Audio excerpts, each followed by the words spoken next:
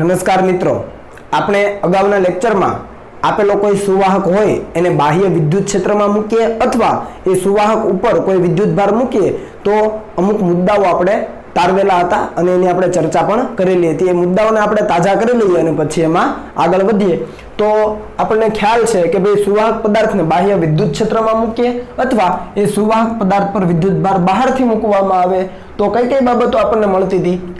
તો પહેલે આપણને ખબર પડી કે ભાઈ સુવાહકની અંદર છે વિદ્યુત ક્ષેત્ર કેવું થઈ જાય છે? શૂન્ય. બીજું કે સુવાહકની અંદર વિદ્યુત ભાર કેવો થઈ જાય છે? શૂન્ય. ગાઉસનો નિયમ લગાવેલો યાદ છે, બરાબર. પછી સુવાહકના સમગ્ર કદમાં વિદ્યુત સ્થિતિમાન કેવું થઈ જાય? અચળ.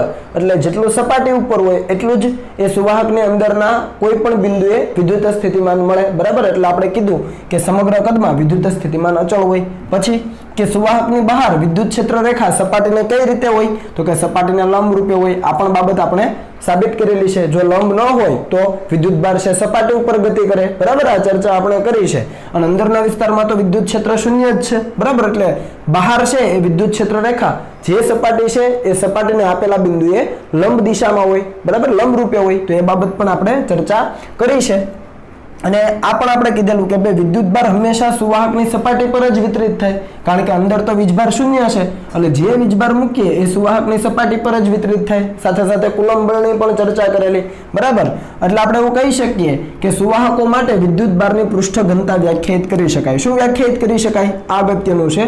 સુવાહકો માટે વિદ્યુત ભારની પૃષ્ઠ ઘનતા વ્યાખ્યાયિત કરી શકાય. આ બાબતની ચર્ચા આપણે નથી કરી, તો આજે અંડરલાઈન કરેલી જે લાઈન છે એનો આપણે ચર્ચા કરીએ. તો એના માટે એક સુવાહક લઉં છું, કોઈ પણ આકારનો, જોઈ લેજો જરા, બરાબર. રેન્ડમ આકારનો આપણે સુવાહક લઈએ તો ખ્યાલ આવે આપણને.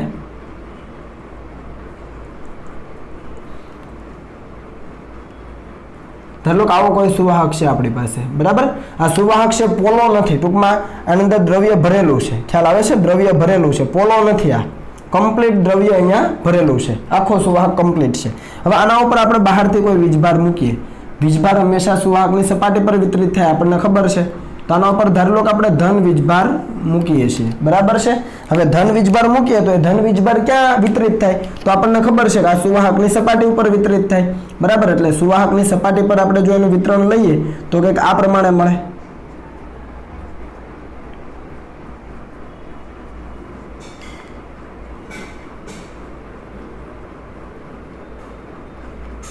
રેડી? જુઓ,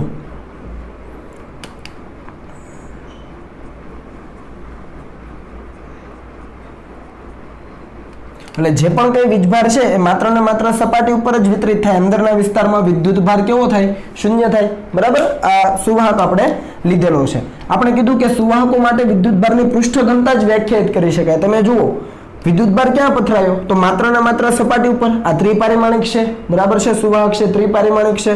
તો વિદ્યુત ભાર માત્ર સપાટી ઉપર જ વિતરિત થયો. ખરેખર જો આના માટે આપણે વિદ્યુત ભારની કદ ઘનતા વ્યાખ્યાયિત કરવા જઈએ રો, તો શું લખાય? તો લખાય Q ના છેદમાં, અહીંયા આપણે કેપિટલ Q મૂક્યો છે તો કેપિટલ Q ના છેદમાં V. પણ આ ક્યારે વ્યાખ્યાયિત કરાય? કે જ્યારે વીજભાર સમગ્ર કદમાં વિતરિત થયો હોય ત્યારે. અહીંયા સમગ્ર કદમાં વિતરિત થયો નથી, વચ્ચે તો ક્યાં વિદ્યુત ભાર જ નથી, બરાબર. માત્ર સપાટી ઉપર છે. એટલે વિદ્યુત ભારની જે કદ ઘનતા છે એ વ્યાખ્યાયિત ન કરાય. સમજ આવે છે? આ ક્યારે વ્યાખ્યાયિત થાય? જ્યારે આપેલો જે વિદ્યુત ભાર છે એ આ સુવાહકના સમગ્ર કદ ઉપર વિતરિત થતો હોય. અહીંયા તો માત્ર સપાટી ઉપર જ વિતરણ થાય છે, એટલે કદ ઘનતા વ્યાખ્યાયિત ન કરાય. તો શું વ્યાખ્યાયિત થાય? તો કે એની પૃષ્ઠ ઘનતા વ્યાખ્યાયિત થાય. અને કેટલી હોય? તો કે Q/A સુવાહકનું ક્ષેત્રફળ. આ પૃષ્ઠ ઘનતાને તમે વ્યાખ્યાયિત કરી શકો, કેમ કે પૃષ્ઠ ઉપર, સપાટી ઉપર વિતરણ થાય છે. તો આ સ્ટેટમેન્ટ ક્લિયર છે હવે કે વિદ્યુત ભારને જ્યારે મૂકીએ ત્યારે સપાટી ઉપર વિતરિત થાય અને એ કારણથી વિદ્યુત ભારની પૃષ્ઠ ઘનતા આપણે વ્યાખ્યાયિત કરી શકીએ. ક્લિયર આ વસ્તુ? હવે આગળ વધીએ. આ જે વીજભારનું મિત્રો વિતરણ થાય છે ને એ વિતરણ જરા જુઓ. અહીંયા જે અણીવાળો ભાગ છે ને ત્યાં વીજભાર નજીક, ટૂંકમાં એની ગીચતા વધારે છે, વીજભારની ઘનતા વધારે છે. અહીંયા જો આણીવાળો ભાગ છે તો વીજભારની ગીચતા છે, વીજભાર છે ખૂબ નજીક ગોઠવાયેલો છે. પછી તમે અહીંયા આવો તો વીજભાર જો છૂટો છે. પછી પાછો અહીંયા વક્ર સપાટી આવે છે, બરાબર છે. અણીવાળો ટૂંકમાં ભાગ આવે. અણી ઓછી છે આની સરખામણીએ, આ વિસ્તારમાં અણી ઓછી, પણ વિદ્યુત ભાર થોડોક નજીક છે. અહીંયા જુઓ વચ્ચેના વિસ્તારમાં અહીંયા વીજભાર છૂટો છે. અહીંયા થોડોક ગીચોગીચ, અહીંયા વધુ ગીચોગીચ, સમજ આવે? એનો મતલબ કે જ્યાં અણીવાળો ભાગ છે ત્યાં વીજભારની જે ઘનતા છે એટલે કે પૃષ્ઠ ઘનતા એ વધી જાય, કેમ કે વીજભાર ગીચોગીચ આવ્યો, ક્યુ વધી ગયો તો સિગ્મા પણ વધી જાય. ખ્યાલ આવે છે? એટલે અહીંયા આપણે લખી શકીએ કે સિગ્મા વધુ. ખ્યાલ આવે છે? અને આ વિસ્તારમાં કેવું, અહીંયા તો સિગ્મા ઓછું, એટલે કે વિદ્યુતભારની પૃષ્ઠ ઘનતા અહીંયા વધારે, વિદ્યુતભારની પૃષ્ઠ ઘનતા અહીંયા ઓછી અથવા ઓછું, તમે જે પણ લખો. ક્લિયર થાય છે આ વસ્તુ? બરાબર. બીજું, હવે અહીંયા તમે જુઓ તો અહીંયા આપણે એક સર્કલ લઈએ, એટલે આ જે અણી છે એમાંથી પસાર થયો તો એક સર્કલ લઈએ, આ રીતનું કંઈક વિચારાય. જુઓ, આની ત્રિજ્યા ખૂબ સૂક્ષ્મ હોય, ટૂંકમાં ઓછી હોય, અને અહીંયા એક સર્કલ વિચારો. ચાલો થોડુંક સર્કલ જેવું બનાવજો. આની ત્રિજ્યા વિચારો. અહીંયા ત્રિજ્યા કેવી છે? ઓછી. અહીંયા ત્રિજ્યા કેવી છે? વધારે. તો અહીંયા આવું લખાય, ત્રિજ્યા ઓછી, અહીંયા આર વધુ, ત્રિજ્યા વધુ. તો શું સમજી શકો કે જ્યાં ત્રિજ્યા ઓછી હોય, સુવાહકના જે ભાગ પાસે ત્રિજ્યા ઓછી હોય, આને વક્રતા ત્રિજ્યા કહેવાય. શું કહેવાય? વક્રતા ત્રિજ્યા. ખ્યાલ આવે છે ને? કેમ કે આ જે સુવાહકની આ સપાટી છે, આ ફરતી સપાટી આપણે અણીવાળી લઈએ, ખરેખર વર્તુળનો જ એક ભાગ છે. આટલી સપાટી આખું વર્તુળ બનાવીને તમને બતાવ્યું, આખું વર્તુળ બનાવીને તમને બતાવ્યું કે ભાઈ આ જે સપાટી છે સુવાહકની એ વર્તુળનો જ એક ભાગ છે. સમજ પડી? તો આને કહેવાય એ વર્તુળની વક્રતા ત્રિજ્યા. તો વક્રતા ત્રિજ્યા એ અણીવાળા ભાગ પાસે કેવી છે? ઓછી છે. અને અહીંયા ત્રિજ્યા કેવી છે? વધારે છે. અહીંયા પણ વક્રતા ત્રિજ્યા તો અહીંયા અણીવાળો ભાગ છે, પણ આ વિસ્તારની સરખામણીએ અહીંયા વક્રતા ત્રિજ્યા અણીવાળો ભાગ કેવો છે? ઓછો. ટૂંકમાં અહીંયા જેટલી અણી છે એના કરતાં અણી અહીંયા કેવી છે? ઓછી. તો અણી ઓછી છે એનો મતલબ કે ત્રિજ્યા વધારે થઈ. સમજ પડી આ બાબતની? બરાબર. તો આ વસ્તુ આપણે સમજવાની છે કે ભાઈ જ્યાં અણીવાળો ભાગ છે, વધારે અણી છે, ત્યાં વક્રતા ત્રિજ્યા ઓછી અને ત્યાં વિદ્યુતભારની પૃષ્ઠ ઘનતા વધારે છે. પણ જ્યાં અણી ઓછી છે, અહીંયા તો અણી વધારે હતી, જ્યાં અણી ઓછી છે ત્યાં ત્રિજ્યા વધારે છે, અને ત્રિજ્યા વધારે તો વિદ્યુતભારની પૃષ્ઠ ઘનતા ઓછી. બરાબર. અહીંયા આપણે ઓછી લખી દઈએ એટલે તમે કન્ફ્યુઝ ના થાવ. સિગ્મા ઓછી. તો તમે જુઓ કે જ્યાં આર ઓછી ત્યાં સિગ્મા વધારે, અને જ્યાં આર વધુ ત્યાં સિગ્મા ઓછી. ટૂંકમાં કેવું બંને વચ્ચેનો સંબંધ છે? તો કે વ્યસ્ત પ્રમાણ. તો એ વસ્તુ અહીંયા લખી છે કે સુવાહકના અણીવાળા ભાગ પાસે વિદ્યુતભારની પૃષ્ઠ ઘનતા વધુ હોય, વધારે અણીવાળો ભાગ છે ત્યાં વધારે સિગ્મા. ટૂંકમાં બરાબર, વિદ્યુતભારની પૃષ્ઠ ઘનતા વધારે, અને સિગ્મા અને આર વચ્ચેનો સંબંધ આના ઉપરથી સમજી શકો. એક વધારે બીજું ઓછું, એક ઓછું તો બીજું વધારે. તો એના ઉપરથી સિગ્મા પ્રોપોર્શનલ ટુ 1/r, એટલે સિગ્મા અને વક્રતા ત્રિજ્યા એકબીજાના વ્યસ્ત પ્રમાણમાં છે કોઈ પણ બિંદુ પાસે. ક્લિયર આ વસ્તુ? ચાલો હવે વિદ્યુતભારનું વિતરણ તમને ખ્યાલ આવી ગયો. અને આ હકીકત છે મિત્રો, એવું નહીં કે સાબિતી કઈ રીતે આપવી. આવી રીતે તમે જ્યારે પણ વિદ્યુતભાર ગોઠવો ત્યારે જ્યાં અણી વધારે હોય ને ત્યાં વધારે વિદ્યુતભાર ગોઠવાય, જ્યાં અણી ઓછી હોય ને ત્યાં છૂટો ગોઠવાય. અને અહીંયા આપણે વાત કરી એ રીતે. બરાબર. હવે અહીંયા વિદ્યુતભાર વધારે છે, આખા સુવાહકમાં સૌથી વધારે અહીંયા છે. બરાબર. સિગ્મા વધારે છે તો વિદ્યુત ક્ષેત્ર અહીંયા વધારે હશે, કારણ કે વિદ્યુતભાર વધારે છે તો ઈ કેવું હોય? પ્રબળ હોય. બરાબર. આના કરતાં ઓછું વિદ્યુત ક્ષેત્ર ક્યાં હશે? આ વિસ્તારમાં. અને એના કરતાં ઓછું ક્યાં હશે? અહીંયા હશે સપાટીને લંબ જ. અહીંયા આપણે વાત કરી કે ભાઈ સુવાહકની બહાર વિદ્યુત ક્ષેત્ર રેખા સપાટીને લંબ હોય, પણ અહીંયા પ્રબળતા વધારે, અહીંયા પ્રબળતા એના કરતાં ઓછી, અહીંયા આ વિસ્તારમાં સાવ ઓછી. ઓકે. તો અહીંયા વિદ્યુત ક્ષેત્ર વધારે છે. હવે અને આજુબાજુના વિસ્તારમાં તો હવાનું માધ્યમ હોય, અને હવાનું માધ્યમ હોય તો હવા તો અવાહક છે. અવાહક છે પણ એના અણુ કે પરમાણુ તો હોય જ. તો આ ધન વીજભારિત ન્યુક્લિયસ અને એની ફરતે વર્તુળાકાર કક્ષામાં ગતિ કરતો એક ઇલેક્ટ્રોન લઈ લઈએ આપણે. બરાબર છે? ધન વીજભારિત ન્યુક્લિયસ અને એની ફરતે વર્તુળાકાર કક્ષામાં ગતિ કરતો ઇલેક્ટ્રોન. પણ આ હવાનો કોણ છે? બરાબર. હવાનો અણુ કયો અથવા પરમાણુ કયો, આ હવા માટે છે. તો એ તો વિદ્યુતની દ્રષ્ટિએ તટસ્થ છે. ટૂંકમાં હવા છે વિદ્યુત વહનમાં ભાગ નથી લેતી અથવા ભાગ ભજવતી નથી. પણ આજે અણીવાળો ભાગ છે ત્યાં વિદ્યુતભાર વધારે પ્રમાણમાં છે, વિદ્યુતભારની પૃષ્ઠ ઘનતા વધારે છે, પરિણામે વિદ્યુત ક્ષેત્ર પણ પ્રબળ છે. તો શું થશે ખબર? કે આ વિદ્યુત ક્ષેત્ર કઈ દિશામાં હશે? તો આપણને ખબર છે કે આ રીતે હશે, સપાટીના લંબ રૂપે.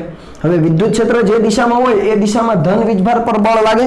એટલે તમે સમજો કે આ જે ધન વીજભાર છે એના ઉપર આ દિશામાં બળ લાગે. હું અહીંયા F+ લખું, એનો મતલબ કે ધન વીજભાર પર લાગતું બળ વિદ્યુત ક્ષેત્રની દિશામાં. કેમ કે અહીંયા વિદ્યુત ક્ષેત્ર આ દિશામાં હોય ને, તો ધન વીજભાર છે એના ઉપર લાગતું બળ જમણી તરફ. અહીંયા ઇલેક્ટ્રોન ઋણ વીજભારિત છે, તો ઋણ વીજભાર પર લાગતું બળ કઈ દિશામાં? તો આપણને ખબર છે કે વિદ્યુત ક્ષેત્રની વિરુદ્ધ દિશામાં. તો ઇલેક્ટ્રોન ઉપર લાગતું બળ ડાબી બાજુ થઈ. બરાબર. જો વિદ્યુત ક્ષેત્ર બહુ પ્રબળ ન હોય, ટૂંકમાં વિદ્યુત ક્ષેત્રની પ્રબળતા ઓછી હોય તો શું થાય, તો આ ધન અને ઋણ વીજભાર એકબીજાના આકર્ષણ બળથી જોડાયેલા રહેશે, ટૂંકમાં એનું આયનીકરણ નહીં થાય, ધન આયન અને ઇલેક્ટ્રોનમાં રૂપાંતરણ નહીં થાય, એ કમ્બાઈન રહેશે. પણ વિદ્યુત ક્ષેત્ર જો પ્રબળ હશે આ વિસ્તારમાં તો શું થશે, આ ધન વીજભાર અને આ ઋણ વીજભાર બંને કેવા થઈ જશે, છૂટા થઈ જશે. ટૂંકમાં હવાનું આયનીકરણ થાય, કેમ કે એક ઇલેક્ટ્રોન પણ મળે અને એક ધન વીજભાર પણ મળે અથવા આયન મળે એવું કહીએ, બરાબર. તમે કેમિસ્ટ્રીની ભાષામાં આયન કહો છો, તો એક આયન અને એક ઇલેક્ટ્રોન મળે. આવી રીતે હવાના ઘણા બધા કણો હોય અને બધાનું આયનીકરણ થાય, બધામાંથી એક ઇલેક્ટ્રોન ને એક આયન મળે. સમજ આવે છે? તો આ જે સુવાહક છે એની નજીકના વિસ્તારમાં, હું બધી હવા નથી કહેતો, સુવાહકની નજીકના વિસ્તારમાં જે હવા હશે એનું શું થયું કહેવાય, આયનીકરણ થયું કહેવાય. અને આને કહેવાય કોરોના ડિસ્ચાર્જ. શું કહેવાય, કોરોના ડિસ્ચાર્જ. અથવા બીજા શબ્દોમાં કહીએ તો અહીંયા હવા છે અવાહક હતી પહેલા, પણ વિદ્યુત ક્ષેત્રની પ્રબળતાને કારણે એ અવાહક હવા હવે કેવી બની, સુવાહક. કેમ? કારણ કે એક આયન પણ મળે છે અને ઇલેક્ટ્રોન પણ છૂટો પડી ગયો, બંને એકબીજાના આકર્ષણ બળથી છૂટા પડી ગયા અને આયન અને ઇલેક્ટ્રોનમાં રૂપાંતરણ થયું. સમજ આવી? તો આને કહેવાય ડાઈ ઇલેક્ટ્રિક બ્રેકડાઉન. શું કહેવાય, ડાઈ ઇલેક્ટ્રિક બ્રેકડાઉન. ડાઈ ઇલેક્ટ્રિક એટલે હવા છે અવાહક છે, ડાઇલેક્ટ્રિક એટલે અવાહક, હવા અવાહક છે અને એનું બ્રેકડાઉન એટલે એનો અવાહકતાનો ગુણધર્મ તૂટી ગયો, ભાંગી ગયો. અહીંયા મેં ગુજરાતીમાં લખ્યું હવાનો અવાહકતાનો ગુણધર્મ ભાંગી પડે છે. કોના કારણે? તો કે આ વિદ્યુત ક્ષેત્રની પ્રબળતાને કારણે. આવું શું કામ થયું? કારણ કે સુવાહક છે એનો અણીવાળો ભાગ અહીંયા છે, સૌથી વધારે અણી છે અને એના માટે વિદ્યુતભાર છે વધારે વિતરિત થાય, ગીચોગીચ ગોઠવાય અને વિદ્યુતભારની પૃષ્ઠ ઘનતા વધે તો વિદ્યુત ક્ષેત્રની પ્રબળતા એ વિસ્તારમાં વધે અને એના કારણથી એ નજીકના વિસ્તારમાં રહેલી હવાના જે અણુ છે એનું આયનીકરણ થઈ જાય. એ ઘટનાને કહેવાય કોરોના ડિસ્ચાર્જ અથવા ડાય ઇલેક્ટ્રિક બ્રેકડાઉન. એટલે હવાનો અવાહકતાનો ગુણધર્મ ભાંગી જાય. એટલે તમે કદાચ સુવાહકને ન અડકો અને નજીક પણ જાવ ને, જ્યાં વિદ્યુત ક્ષેત્ર પ્રબળ છે ત્યાં સુવાહકને ન અડકો અને એની નજીક પણ જાવ ને તો પણ તમને શોક લાગે. કેમ? કારણ કે નજીકની હવાનું શું થઈ ગયું છે ભાઈ, ડાઈ ઇલેક્ટ્રિક બ્રેકડાઉન. ટૂંકમાં નજીકની હવા હવે અવાહક હતી, તેના બદલે કેવી થઈ ગઈ, સુવાહક થઈ ગઈ. સમજ પડી? તો જોઈ લઈએ કે ભાઈ સુવાહકના અણીવાળા ભાગ પાસે જ્યાં સૌથી વધારે અણી છે, અણી તો ઘણી બધી જગ્યાએ છે, ત્યાં સિગ્મા સૌથી વધારે હોય અને જ્યાં વિદ્યુત ક્ષેત્રની પ્રબળતા સૌથી વધારે હોય. તો આ પ્રબળ વિદ્યુત ક્ષેત્ર એ હવાના કણોનું આયનીકરણ કરે છે, જેને કોરોના ડિસ્ચાર્જ અથવા ડાઈ ઇલેક્ટ્રિક બ્રેકડાઉન કહેવાય. એટલે કે હવાનો અવાહકતાનો ગુણધર્મ ભાંગી પડે છે અને હવા જે અવાહક હતી હવે કેવી બને છે, સુવાહક બને. પણ માત્ર ને માત્ર એ જે સુવાહક છે એની નજીકના વિસ્તારમાં, સમગ્ર વાતાવરણમાં નહીં, સમગ્ર વાતાવરણમાં નહીં. બરાબર? ચાલો, ક્લિયર? આથી વિદ્યુત ઉપકરણોમાં અણીવાળા ભાગ અવગણવામાં આવે છે. ધારી લો કે તમે આવો ભાગ લ્યો, તમારી પાસે કોઈક આવો તાર હોય,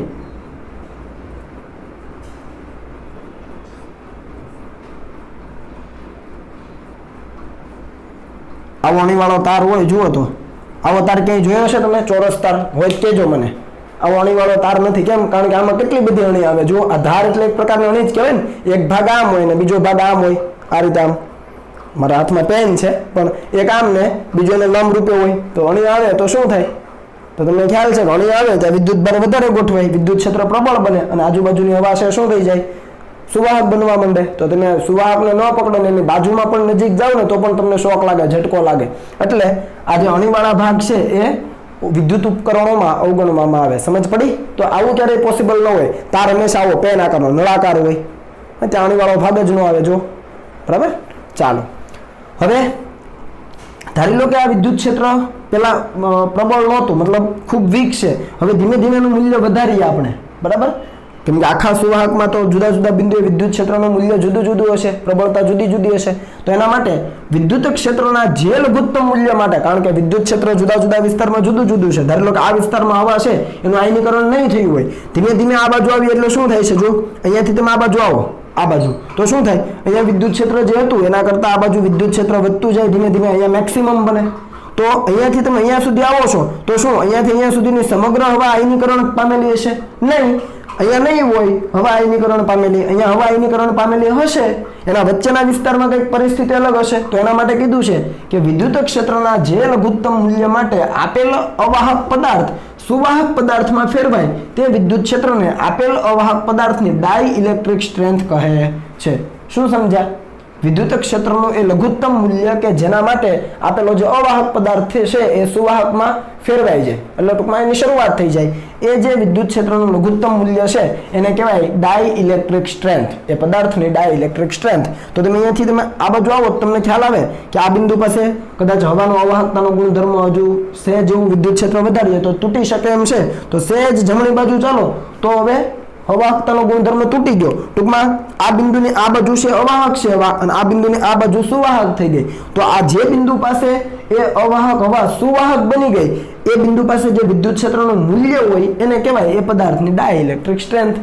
સિમ્પલ છે, સમજ આવે? એટલે ટૂંકમાં વિદ્યુત ક્ષેત્રનું લઘુત્તમ મૂલ્ય, બાકી મોટા મૂલ્ય માટે તો પછી ડાઇલેક્ટ્રિક બ્રેકડાઉન થઈ જ જવાનું છે, પણ વિદ્યુત ક્ષેત્રનું મૂલ્ય વધારતા જઈએ કોઈ ચોક્કસ મૂલ્ય એવું આવે કે એ મૂલ્ય પાસે એ અવાહક પદાર્થ હવે અવાહક ન રહેતા સુવાહક થઈ જાય. બરાબર છે? તો એને કહેવાય ડાઇલેક્ટ્રિક સ્ટ્રેન્થ એ પદાર્થની. ઓકે, તો આ દરેક બાબતો છે ટેક્સ્ટ બુકમાં તમને આપી છે, પેજ નંબર 67, 68, 69, 70. એની અંદર થોડુંક વાંચન કરજો. બરાબર? અને આ છે બોર્ડનો ટોપિક છે. રેડી? એટલે તૈયાર પણ એ રીતે કરી લેજો. તો હવે કોપી કરી લો, પછી આપણે આગળ વધીએ.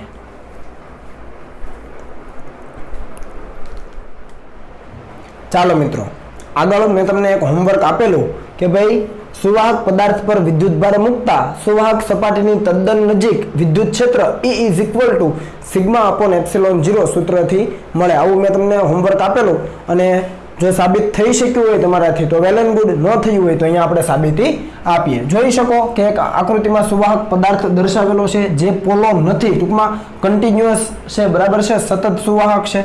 એના ઉપર આપણે વિદ્યુત ભાર મૂકીએ, ધારો કે એના ઉપર વિદ્યુત ભાર મૂકીએ છીએ Q, તો આપણને ખબર છે કે સપાટી ઉપર વિતરિત થાય અને વિદ્યુત ભારની પૃષ્ઠ ઘનતા સિગ્મા મળે.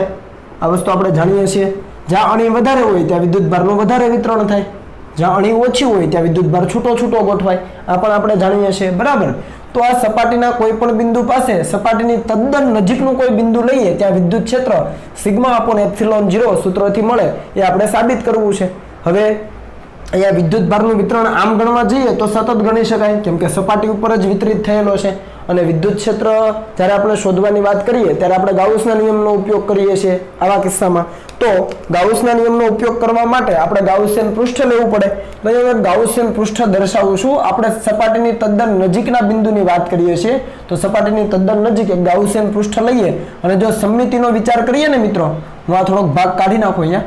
સમમિતિનો જો વિચાર કરીએ ને આપણે તો સમમિતિના આધારે એ જે ગાઉસિયન પૃષ્ઠ છે ને એ આપણને નળાકાર આકારનું મળે. કેવા આકારનું મળે મિત્રો? નળાકાર આકારનું. તો તમે અહીંયા જોઈ શકો એક નળાકારીય ગાઉસિયન પૃષ્ઠ લીધેલું છે અને એ પૃષ્ઠનો અમુક ભાગ સપાટીની બહારના વિસ્તારમાં અને એ પૃષ્ઠનો અમુક ભાગ સપાટીની અંદરના વિસ્તારમાં છે. બરાબર? તો આ જે બંધ પૃષ્ઠ છે એની સાથે સંકળાયેલો આપણે ફ્લક્સની વ્યાખ્યાનો ઉપયોગ કરીને વિદ્યુત ક્ષેત્ર શોધી શકીએ.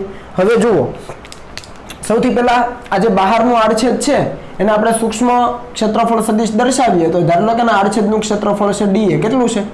DA. તો કઈ દિશામાં હશે? બહાર તરફ હશે. ક્લિયર? ઓકે. અંદરના જે આડછેદની વાત કરીએ તો અંદરના આડછેદનું ક્ષેત્રફળ સદિશ ક્યાં હશે? તો કે આ તરફ હશે. આપણે આડછેદનું ક્ષેત્રફળ એના બદલે DA લીધું છે, ધ્યાન આપજો. ક્લિયર છે? બરાબર? નળાકારીય ગાઉસિયન પૃષ્ઠ બહારના વિસ્તારમાં બહાર તરફ, અંદરના વિસ્તારમાં અંદર તરફ હશે. સપાટીને લંબ રૂપે અને સપાટીમાંથી બહાર તરફની દિશામાં. આ વસ્તુ ખ્યાલ આવે ને? એટલે DA બહારની સપાટી માટે બહાર તરફ, અંદરની સપાટી માટે સપાટીને લંબ રૂપે બહાર તરફ. બરાબર છે? અને જો વક્ર સપાટીની આપણે વાત કરીએ મિત્રો, ધારો કે આ વક્ર સપાટી છે તો વક્ર સપાટી માટે ક્યાં હોય? તો આપણને ખબર છે કે વક્ર સપાટી માટે સપાટીને લંબ રૂપે, તો અહીંયા આવે DA. બરાબર? આ થઈ ગયા DA સદિશ. હવે એ બિંદુ પાસે આપણે વિદ્યુત ક્ષેત્ર જોઈએ તો આ બિંદુ પાસે વિદ્યુત ક્ષેત્ર કઈ રીતે હોય? તો આપણને ખબર છે સપાટીને લંબ રૂપે હોય વિદ્યુત ક્ષેત્ર હંમેશા. તો સપાટીને લંબ રૂપે એટલે આ જ દિશામાં હોવાનું, એટલે વિદ્યુત ક્ષેત્ર અહીંયા આ રીતે હશે. બરાબર છે?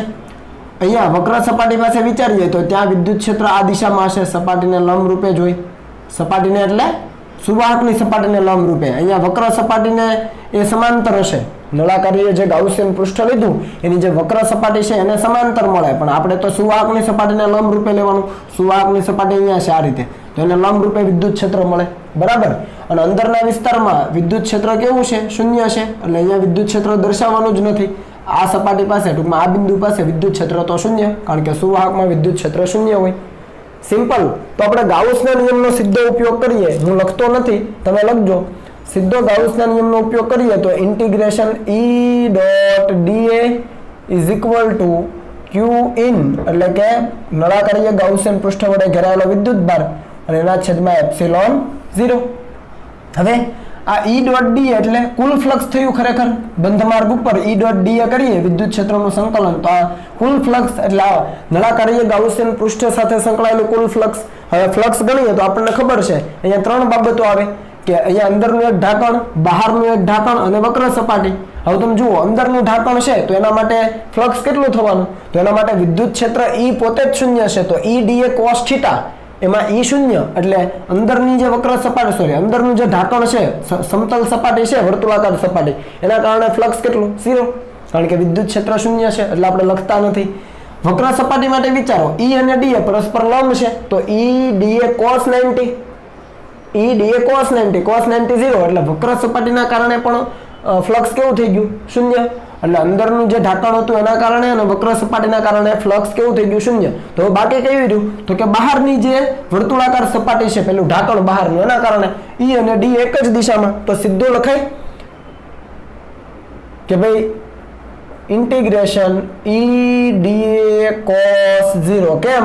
કારણ કે E અને D બહારની સપાટી માટે એક જ દિશામાં છે અને અહીંયા લખાય Q in upon epsilon 0 અથવા આપણે એવું લખીએ કે Q in કેટલો? તો આ જે નળાકારીય બંધ પૃષ્ઠ છે એના વડે ઘેરાયેલો વિદ્યુતભાર અહીંયા સપાટી પાસે આપણે એક નાનકડું એવું ક્ષેત્રફળ વિચારીએ અહીંયા તો આવું થાય. તો આના વડે ઘેરાયેલો વિદ્યુતભાર હોય કેટલો? જુઓ તો કેમ કે વિદ્યુતભાર તો આટલામાં જ આવશે તો હોય કેટલો? તો આપણને ખ્યાલ આવે કે ભાઈ એકમ ક્ષેત્રફળ દીઠ સિગ્મા તો અહીંયા ક્ષેત્રફળ છે dA તો કેટલું થાય? Sigma into dA. આ વસ્તુ ખ્યાલ આવે ને? એકમ ક્ષેત્રફળ દીઠ સિગ્મા તો dA ક્ષેત્રફળ દીઠ કેટલું? ચાલો તો સિગ્મા ઇન્ટુ dA છેદમાં એપ્સિલોન 0. હવે cos 0 તો 1 છે. આ E એટલે શું? તો કે આપેલા બિંદુ પાસે વિદ્યુત ક્ષેત્ર. હવે આપેલા બિંદુ પાસે વિદ્યુત ક્ષેત્ર આપણે વિચારીએ તો આ તો ખૂબ નજીક છે. આ જે dA સદિશ અથવા ક્ષેત્રફળ જે છે બરાબર આ સપાટીની તદ્દન નજીક છે, સુવાહક સપાટીની તદ્દન નજીક. તો વિદ્યુત ક્ષેત્ર લગભગ અચળ ગણી શકાય અને લગભગ જો અચળ ગણીએ તો આપણે આવું લખી શકીએ E ઇન્ટિગ્રેશન dA cos 0 તો 1 છે. અહીંયા થાય sigma into dA upon epsilon 0. હવે ઇન્ટિગ્રેશન dA એટલે તો કે આ જે બહારની સપાટી છે એનું ક્ષેત્રફળ આપણે dA જ લીધું છે ભાઈ બરાબર. એટલે કેપિટલ એ નહીં લખતા ભૂલમાં. તો અહીંયા શું લખવાનું થાય? E આ સંકલન dA નું થાય dH કારણ કે આપણે ક્ષેત્રફળ dA થી જ શરૂઆત કરેલી અને અહીંયા છે સિગ્મા ઇન્ટુ dA છેદમાં એપ્સિલોન 0. અહીંયાથી dA કેન્સલ તો E is equal to sigma upon epsilon 0. જો મળી ગયું. સુવાહકની સપાટીની તદ્દન નજીક વિદ્યુત ક્ષેત્ર સિગ્મા અપોન 2 એપ્સિલોન 0 મળે. અને કઈ રીતે હોય તો આપણને ખબર છે કે ભાઈ વિદ્યુત ક્ષેત્ર હંમેશા સુવાહકની સપાટીને લંબ જ હોય તો આપણે ડાયરેક્ટ લખી દઈએ સપાટીને લંબ.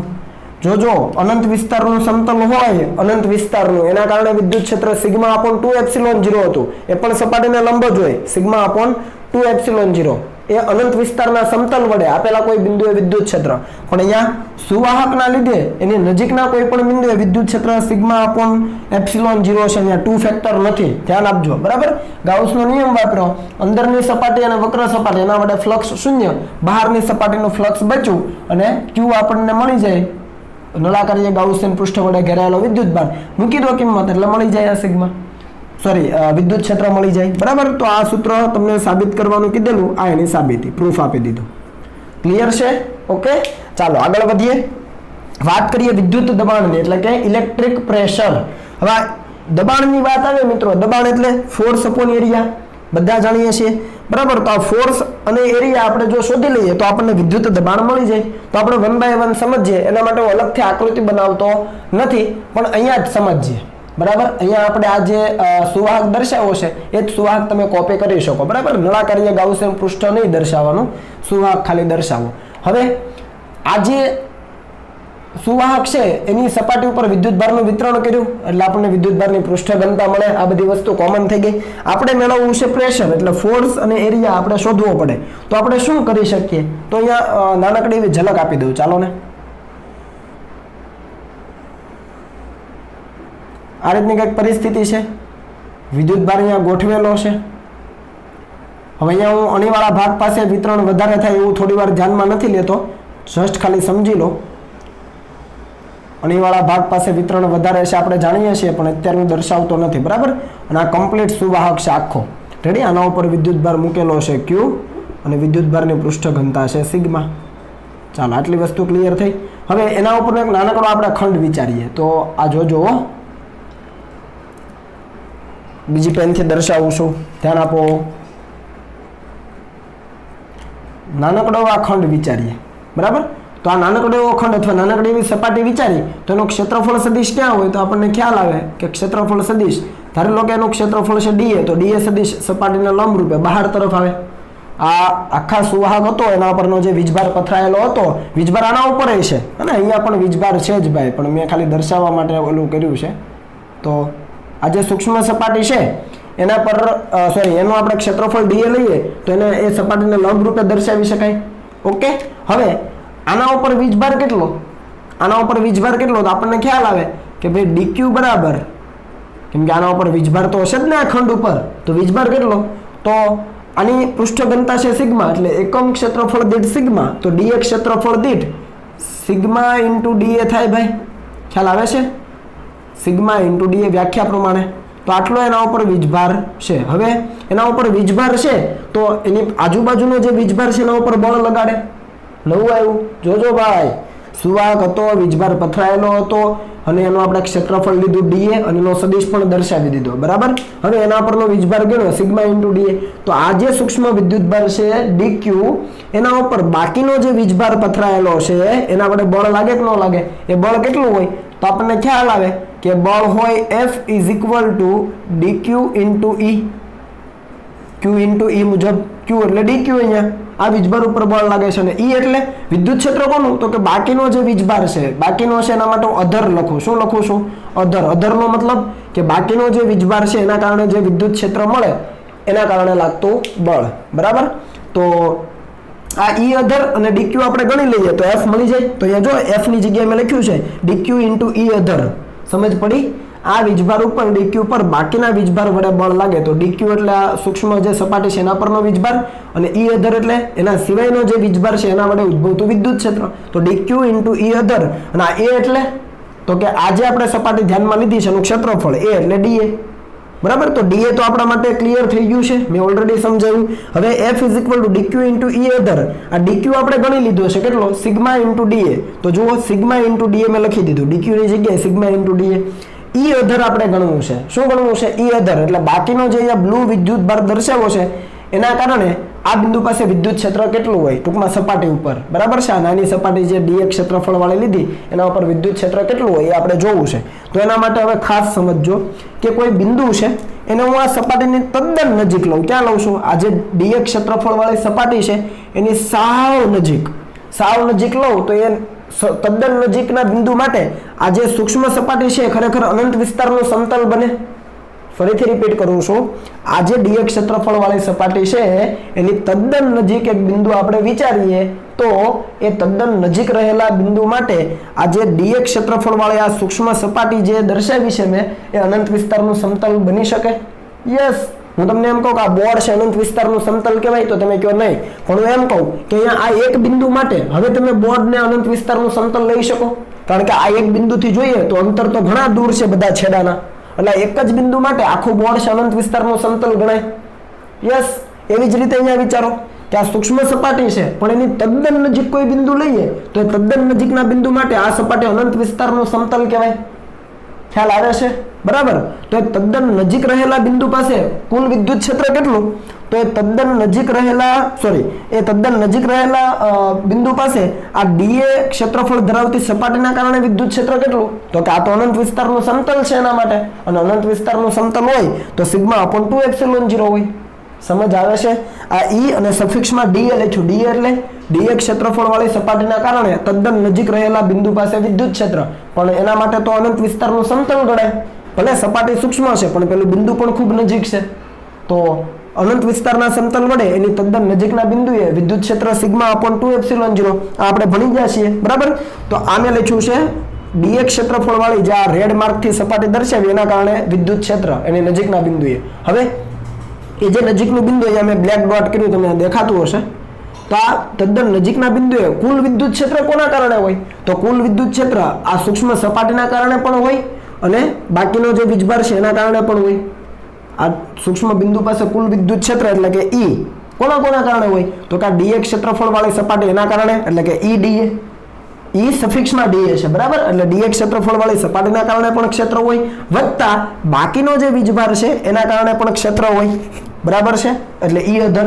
તો અહીંયા કુલ વિદ્યુત ક્ષેત્ર કેટલું હોય? તો કુલ વિદ્યુત ક્ષેત્ર તો આપણે તાર્યું સિગ્મા અપોન એપ્સિલોન 0.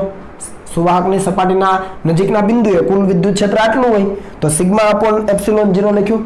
EDA એટલે dA જેટલા ક્ષેત્રફળ વાળી સપાટીના કારણે તદ્દન નજીકના બિંદુએ વિદ્યુત ક્ષેત્ર અનંત વિસ્તારના સમતલ મુજબ આપણે સાબિત કરેલું છે આગળ, અને અહીંયા લખ્યું સિગ્મા અપોન 2 એપ્સિલોન 0. તો EDA મૂકી દીધું અને E અધર આપણે મેળવી લઈએ.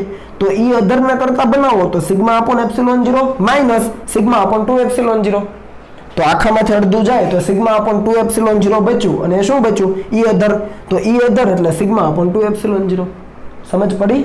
કન્સેપ્ટ બરાબર સમજજો તો E અધર આપણને મળી ગયું સિગ્મા અપોન 2 એપ્સિલોન 0. હવે જુઓ બાકી વસ્તુ તો સમજાવી મેં તમને. dA કેન્સલ એટલે sigma square upon 2 epsilon 0, sigma square upon 2 epsilon 0. તો આ આપણને મળી ગયું છે વિદ્યુત દબાણ. આ એક સૂત્ર થયું. હવે આની અંદર એપ્સિલોન 0 વડે ગુણો, એપ્સિલોન 0 વડે ભાગો, તો એપ્સિલોન 0 વડે ગુણો એટલે ગુણાકાર કરી દીધો, નીચે ભાગાકાર કરો તો એપ્સિલોન 0 હતો અને હજુ એક આવે તો એપ્સિલોન 0 નો વર્ગ થઈ ગયો. હવે આ 1/2 છે એઝ ઇટ ઇઝ, આ એપ્સિલોન 0 અહીંયા લખ્યા. સિગ્મા અપોન એપ્સિલોન ને શું લખાય? જુઓ વિદ્યુત ક્ષેત્ર E લખાય, કુલ વિદ્યુત ક્ષેત્ર સપાટીની નજીક, તો સિગ્મા અપોન એપ્સિલોન 0 ને કુલ વિદ્યુત ક્ષેત્ર લખાય પણ એનો વર્ગ છે તો વિદ્યુત ક્ષેત્રનો વર્ગ થાય, કેમ કે અહીંયા સિગ્મા સ્ક્વેર અપોન એપ્સિલોન 0 નો સ્ક્વેર કરો તો E સ્ક્વેર થાય ને, જુઓ છે અહીંયા.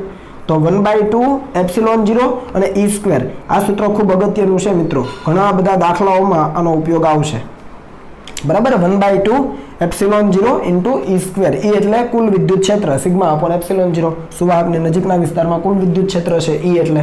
તો બીજું સૂત્ર થયું હાફ એપ્સિલોન 0 E સ્ક્વેર. પહેલું થયું sigma square upon 2 epsilon 0, epsilon 0 વડે ગુણો, એપ્સિલોન 0 વડે ભાગાકાર કરો અને વિદ્યુત ક્ષેત્રની જે વ્યાખ્યા છે આપણું સૂત્ર એનો ઉપયોગ કરો તો બીજું સૂત્ર મળી ગયું. આટલી વસ્તુ ક્લિયર થઈ. તો આ છે વિદ્યુત દબાણ બરાબર છે. ચાલો હવે આનો તમે એકમ જુઓ તો દબાણનો એકમ શું થાય? તો જસ્ટ અહીંયા સમજાવું સાઈડમાં. તો ન્યૂટન ઇન્ટુ મીટર થાય કે ન્યૂટન પર મીટર સ્ક્વેર થાય? તો આપણને ખબર છે કે ભાઈ આનો થાય ન્યૂટન અને આનો મીટર સ્ક્વેર, તો આનો થાય ન્યૂટન પર મીટર સ્ક્વેર. દબાણનો એકમ આટલો થાય. હવે મીટર વડે ગુણો, મીટર વડે ભાગો તો જરા. દબાણનો એકમ ન્યૂટન પ્રતિ મીટર સ્ક્વેર થાય. તો ન્યૂટન પ્રતિ મીટર સ્ક્વેર છે, મીટર વડે ગુણો, મીટર વડે ભાગો તો શું થાય? Newton into metre. ઉપર શું થઈ ગયું? જૂલ થઈ ગયું, અને નીચે metre square into metre, metre cube. તો આ તો શું થઈ ગયું? ઉર્જાના છેદમાં કદ, એટલે આનો ઉર્જા ઘનતા કહેવાય. શું કહેવાય? ઉર્જા ઘનતા કહેવાય કે ન કહેવાય? ઉર્જાના છેદમાં કદ, કદ એટલે કદનો એકમ છો ને મીટર ક્યુબ, તો ઉર્જાના છેદમાં કદ ઉર્જા ઘનતા. તો ઉર્જા ઘનતા એટલે શું?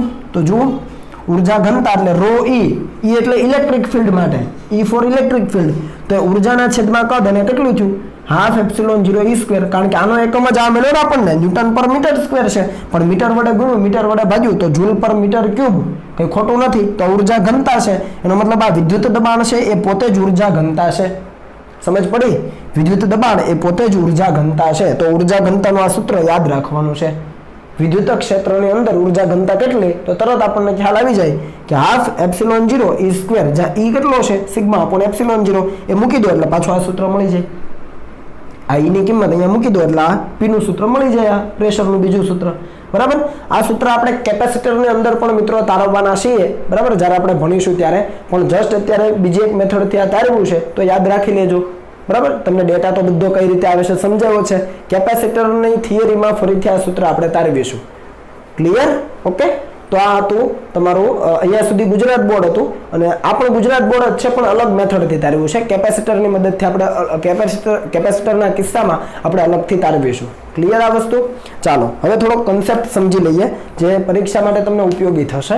જોઈએ અહીંયા કે તટસ્થ સુવાહકની તદ્દન નજીક, તટસ્થ સુવાહકની નજીક, તદ્દન નહીં, તટસ્થ સુવાહકની નજીક કેપિટલ Q વિદ્યુતભાર મૂકતા સુવાહકની સપાટી પર વિદ્યુત સ્થિતિમાન કઈ રીતે મેળવાય? શું કીધું છે?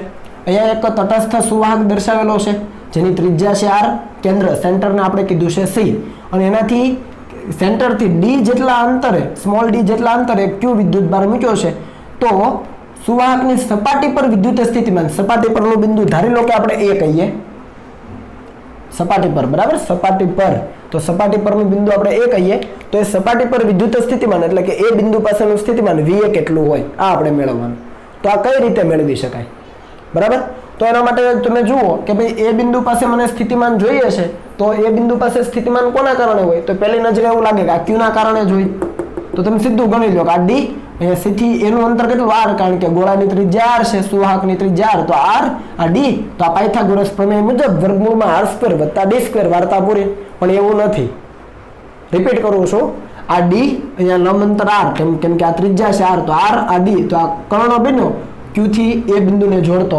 બરાબર બંને વચ્ચેનું અંતર તો પાયથાગોરસ પ્રમેય મુજબ જ મળે √r² + d² એ નહીં આવે KQ upon √r² + d² નહીં આવે કારણ કે આ બિંદુવત વિદ્યુતભાર છે તો બિંદુવત વિદ્યુતભારના વિદ્યુત સ્થિતિમાનનું સૂત્ર તમે લખો પણ અંતર તમે ખોટું લ્યો છો બરાબર એટલે સમજો શું થાય છે તો આ વિદ્યુતભાર છે એને આજુબાજુના વિસ્તારમાં વિદ્યુત ક્ષેત્ર ઉત્પન્ન કરે અને કેવું હોય અસમાન અને વિદ્યુત ક્ષેત્ર રેખાઓ આ રીતે દર્શાવાય ખ્યાલ છે ને બરાબર તો આ વિદ્યુતભારના કારણે શું થશે વિદ્યુત ક્ષેત્ર ઉત્પન્ન થાય અને વિદ્યુત ક્ષેત્ર ઉત્પન્ન થાય તો આ તટસ્થ સુવાહક હતો એટલે કે ન્યુટ્રલ કંડક્ટર હતો એમાં વિદ્યુતભાર પ્રેરિત થાય એટલે ડાબી બાજુની સપાટી ઉપર કયો વીજભાર આવે ભાઈ આ ધન હોય તો અહીંયા કયો આવે ઋણ અને અહીંયા ઋણ આવે તો સામા છેડે ઓટોમેટિક ધન ખુલ્લો થાય તો જુઓ અહીંયા ઋણ છે એ પ્રેરિત થયો સપાટી ઉપર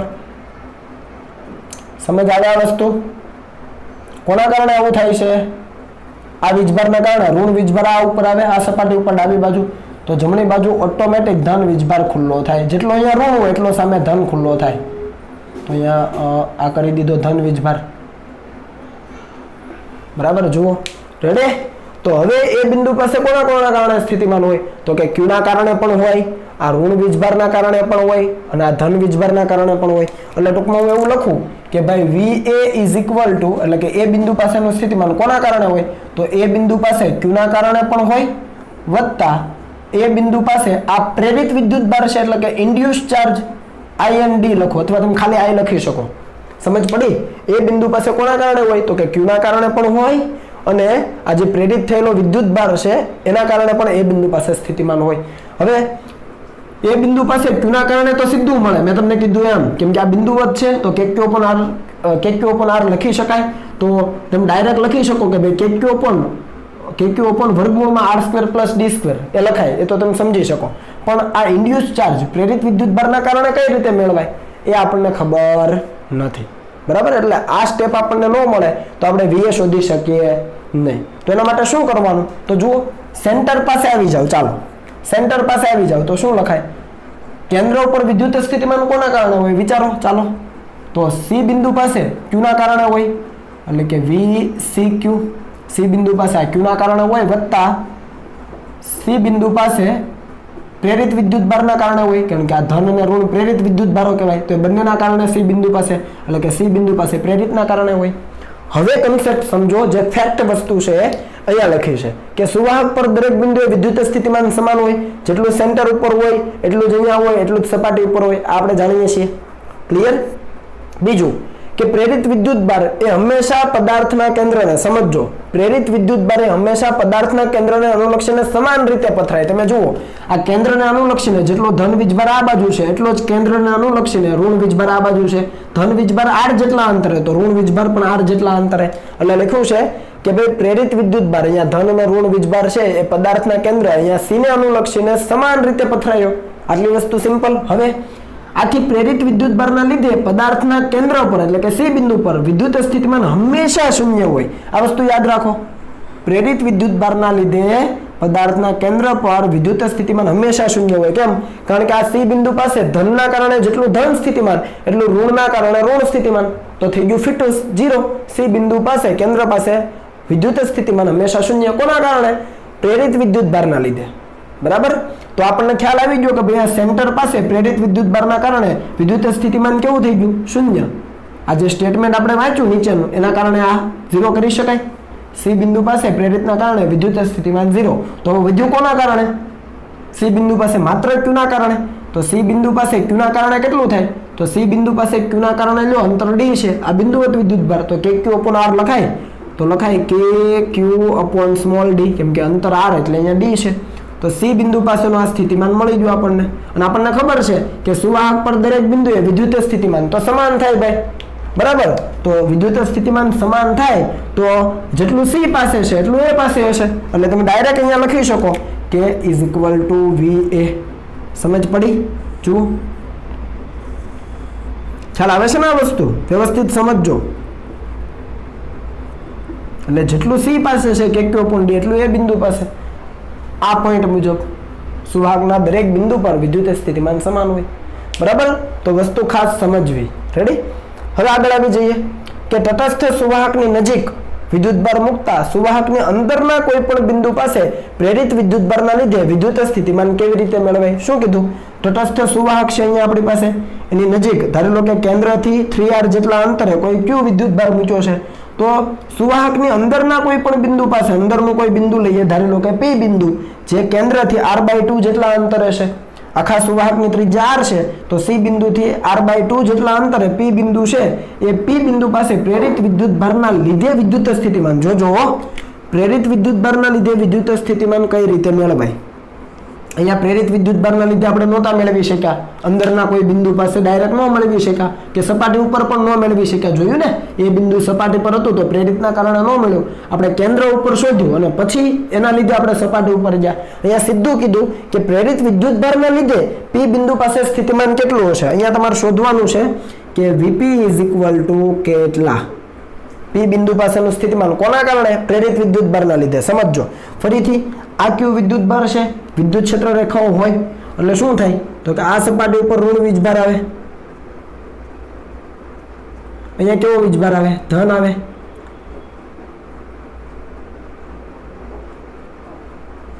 જેટલો અહીંયા ઋણ એટલો ધન. 8 મેં સમજ માટે 8 દર્શાવ્યા છે. રેડી?